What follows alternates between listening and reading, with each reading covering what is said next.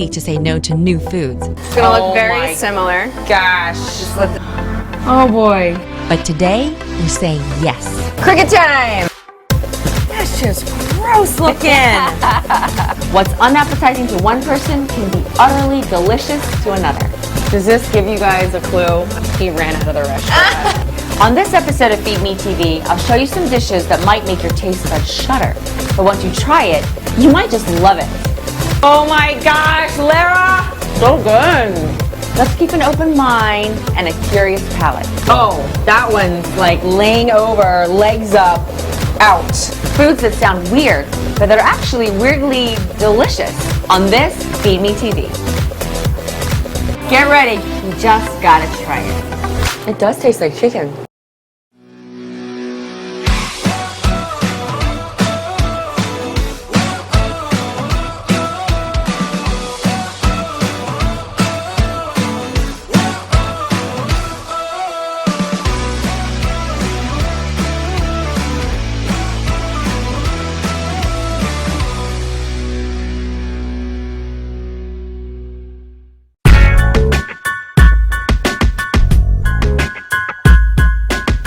Think of the very first time you tried beer or kale. What about sushi? I'm willing to bet it wasn't love at first bite. Food can lead you on a culinary adventure, but don't let fear of the unknown paralyze your taste buds. How do lamb kidneys sound? Or maybe some grilled chicken hearts. Today, we're breaking through hesitation to experience deliciousness. Our first stop on this culinary escapade will be in Manhattan at a popular Mexican restaurant in Midtown called Toloache. Chef Julian Medina hails from Mexico City. Toloache showcases Chef Medina's classical culinary training in his modern Mexican and Latin dishes, but he doesn't hesitate to try unusual ingredients like bugs. Chef Julian, this is an ingredient that shouldn't be a surprise to any Mexican, is that true? That's true. When you go to Mexico to the mercados, you find like the ladies sitting down selling crickets and grasshoppers. I thought that was the first dish I would take off the menu, but it just like people keep coming for them. It's one of my favorites is making tacos with it. Should I try one? Let's try one. Usually they put chile de árbol, which is a little more spicy and it has a lot more flavor. So the first thing that we're gonna do here, we're gonna put some olive oil. So we're gonna put some onions first, some chopped onions. Okay. Pickled jalapeno. And then we'll do the grasshoppers. You see how fast we just do it? That's a lot of grasshopper. We're using all that? So how do you source this? I source them from Oaxaca in Mexico, so they ship them here. I put a little of guacamole. Okay. So Cricket time! delicious. We're gonna put the crickets on top of the wok. It's wonderfully featured. This is like, no, you're eating crickets, you're looking at crickets, you're enjoying the ingredients. Well, why hide them? You're just gonna eat them anyway. We garnished with tomatillo salsa, lime, and cilantro to finish the dish. Muchas gracias. De nada. They're hanging off, ready for me.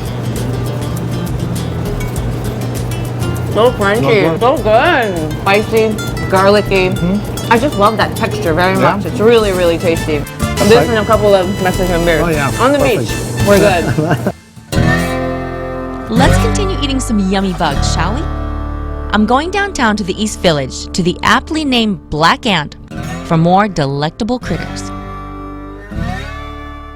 Here, Chef Mario Hernandez uses indigenous Mexican ingredients and regionally specific foods of his home country.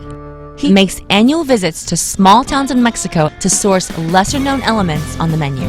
So let's say you meet someone and they're hesitant. What do you tell them? Like, how do you kind of persuade them to try these foods? I suggest the guacamole because you're not gonna see the ants like physically. Right. You're only gonna taste them. It's a really easy way to approach them. What about black ants? Because these are tiny little critters. Right, like we're really tiny, but taste like walnuts, like walnuts, like crunchy. Crunchy. So, Chef, you're gonna make a bone marrow dish for me. Tell me about it. Well, this is one of our signature dishes. Everything starts with some of our tortilla soil. Tortilla soil. Ants. Black ants. Our critters. Yeah, they're crawling in the soil, right? We have our The bone marrow is roasted done. bone marrow. Chef Hernandez adds cauliflower puree, then the uni, which is our sea urchin. The blowtorch.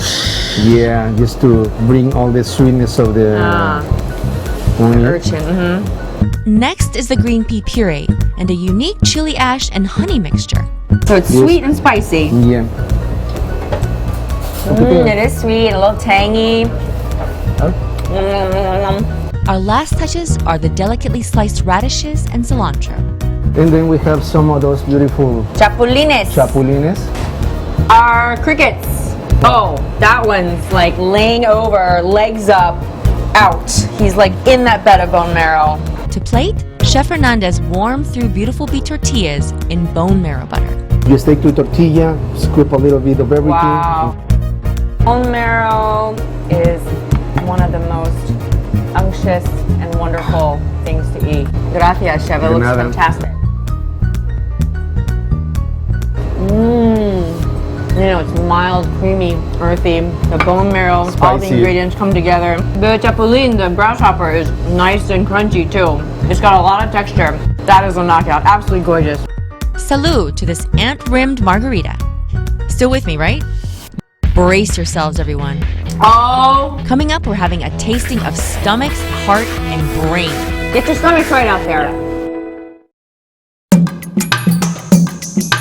We're heading to the West Village to Takashi.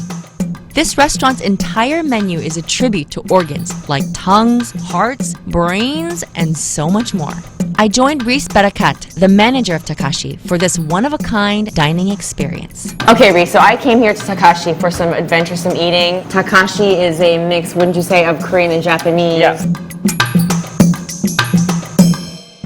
First we have nama senmei. It's the cow's third stomach. Not the first, not the second. No, so they have 4. Get your stomachs right out there. It's shredded. You just grab a little. Ah, and dipping. Dip it. Okay, so you can see the texture. It looks like it's just gonna soak up all that nice sauce there.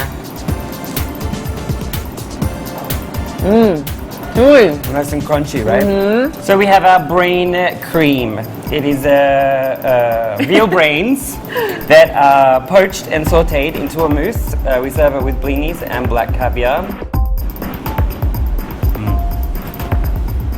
Oh my gosh, so decadent. It just looks like meatballs. Yeah. So these are also, these are veal testicles. Take on escargot, balls instead of snails. Should we try the balls? Yep. Squeeze the balls with a little bit of lemon. Put it right there.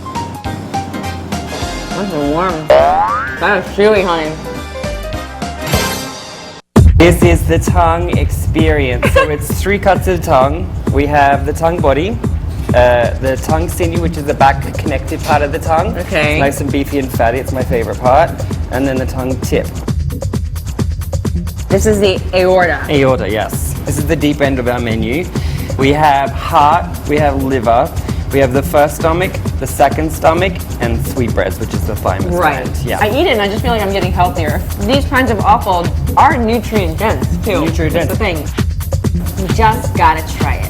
I heart that restaurant. Now let's head back home to Long Island to Franklin Square for a change of pace at Bell's Kitchen and Smokehouse. Chef owner Lara Talt grew up in Nassau County.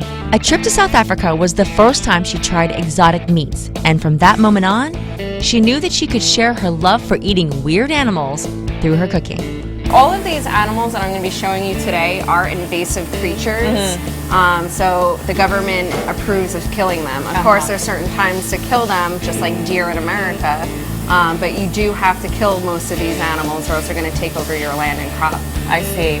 Frog legs! They're really lean and it's just so perfectly like segmented. Yeah, but this does taste just like a really good chicken wing.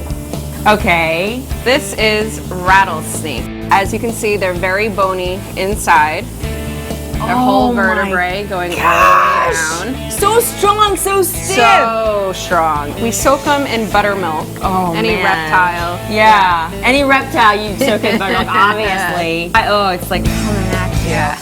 Oh my gosh, Lara! This is my favorite.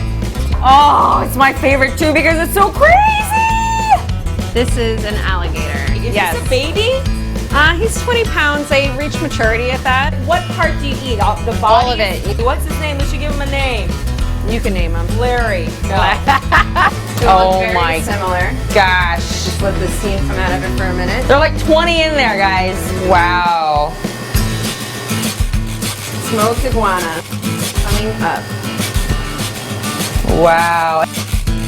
You That, literally can just take this meat now and eat it. do it. Let's see. It does taste like chicken. Now that our exotic meal is prepared, I'm ready to dig in. Lara, you have outdone yourself. This is a feast like I've never seen before. Now, to be clear, this is not something that you can come any day and try iguana and mako shark and kangaroo. I post it on my Instagram and Facebook a couple of days in advance. Come in on this day for the weekend until it runs out. We'll have it. I really want to try the rattlesnake. Wait. It tastes great. I love the seasoning. I would just think it was like chicken, I guess, if no one told me what it was. Let's try the legs. Nice frog legs. There's something about seeing it quite like that that is a bit more visceral. Man. That is good. You know what's kind of cool about it is that there's a lot to eat. I gotta tell you, Lara, I think I'm a convert. I mean, I like the iguana, I like the rattlesnake, I like everything here. Thank you so much. It was awesome. That iguana was tasty. I can absolutely see myself craving that again. And the more times I have foods like that, the more I'm likely to really enjoy it. Okay, I always have eggs in the house. They are my favorite food and a staple, but these are not regular eggs. This is a balut egg. A balut is a fertilized chicken or duck. This is a duck. And what that means is that a chick could be hatched from this. I'm meeting up with my friend and chef King Fajanakong for my last meal of the day. Just near the Williamsburg Bridge on the Lower East Side at Kuma Inn. Keep a sharp eye out for the entrance, then walk up the creaky staircase to the second floor, and you'll find Chef King cooking Filipino and Thai-inspired small plates in this intimate venue. Sometimes he offers balut as a special, and diners love it. So this is a Filipino delicacy, could we say? You know, if you're trying to sleep at night, you'll hear people on the street saying, balut, balut. Like how we see, you know, the hot dog vendors on the street or pizza shops here in the It's city. no big deal. This will surely be my first duck egg, so let's serve it up. Those have been boiling for how long? About 10 minutes. A fully grown chick will hatch between like 25 and 28 days. Right. The ones we purchased here, these are between 14 and 21 days old. 1, 2, 3. Oh, more. Oh, this So you one's see the juice? Watch the juicy. juice. So you don't want to lose that juice. That's we want that stuff. Oh my goodness. Oh. What came next surprised even me. Some of you might find this next part a bit unappetizing, so if you're squeamish, be warned. You Wow. don't want to lose that stuff. Baby, right? It's a baby. So Should we it's eat the really baby? Well, okay. that's the whole point, yeah. I feel like this is a moment because I just feel like I want to pay respects to the tradition of why we're eating this. Okay, I'm gonna eat the head part. Bombs away. The body part is squishy and soft. You know, like a pudding could be. Mm-hmm. It was good. It's good, right? Yeah. Trying something new requires courage, and that courage can lead to a newfound way to relish something extraordinary. The truth is, you can will yourself to like any food just by having it often. That's how those certain foods become an acquired taste. Foster an open mind and open wide, because you'll never know if something is delicious until you try it. Long Island is a broad area with a diverse population, but we do have something that unifies